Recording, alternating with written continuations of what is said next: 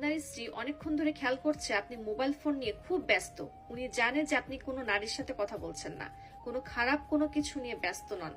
আপনি মোবাইলে গেম খেলছেন অথবা ফেসবুকে রেগুলার ভিডিও দেখছেন। আপনার স্ত্রী আপনার সাথে কথা বলতে চাচ্ছে কিন্তু আপনি মনোযোগ দিচ্ছেন না। আপনাকে বারবার ডাকছে, আপনার সামনে দিয়ে হাঁটাহাঁটি করছে, আপনার পাশে এসে বসছে, আপনার অ্যাটেনশন পাওয়ার চেষ্টা করছে। আপনার স্ত্রী কাজ করছে কিন্তু তার পুরো অ্যাটেনশন আপনার দিকে। কিন্তু আপনার ফেসবুকের ভিডিও আপনার কাছে অনেক গুরুত্বপূর্ণ এবং একটু পরে আপনার ঘুম পাবে, লাইট অফ করে ঘুমায় যাবেন। এইভাবে চলতে চলতে আপনার স্ত্রীর অভ্যাস হয়ে যাবে চুপ করে থাকা। একজন ভালো স্বামী ভালো ব্যবহার করে, সব দায়িত্ব পালন করে, সব চাহিদা পূরণ করে, কিন্তু স্ত্রীর সাথে বন্ধুত্বপূর্ণ সম্পর্কটা করতে পারে না। কিছুদিন পর আপনাদের সন্তান হবে, স্ত্রী সন্তান নিয়ে ব্যস্ত থাকবে, তার রাতে ঘুম হবে না, এমনকি আগের মতন শক্তি এনার্জি আর কাজ করবে না। এরপর আপনার সন্তানরা বড় হবে, তাদেরও বিয়ে হয়ে যাবে, আপনি আর আপনার স্ত্রী দুর্বল হয়ে যাবে, চোখে কম দেখবেন, হাতের পায়ের বল শক্তি কমে যাবে। তখন বাধ্য হয়ে মোবাইল ফোন আগের মতন আর ব্যবহার করবেন না। আপনার স্ত্রী পোতাপতি নিয়ে দিন কাটাবে, তাদের সাথে মন খুলে কথা বলবে। আপনি একটা চশমা পরে নিউজ পেপার পড়বেন এবং আপনার স্ত্রীকে শোনাবেন, কিন্তু তখন আপনার স্ত্রীর মনোযোগ আপনার দিকে থাকবে না। তখন সব অ্যাটেনশন তার পোতাপতির উপরে গিয়ে পড়বে। তখন আপনার রাতে ঘুম কম হবে,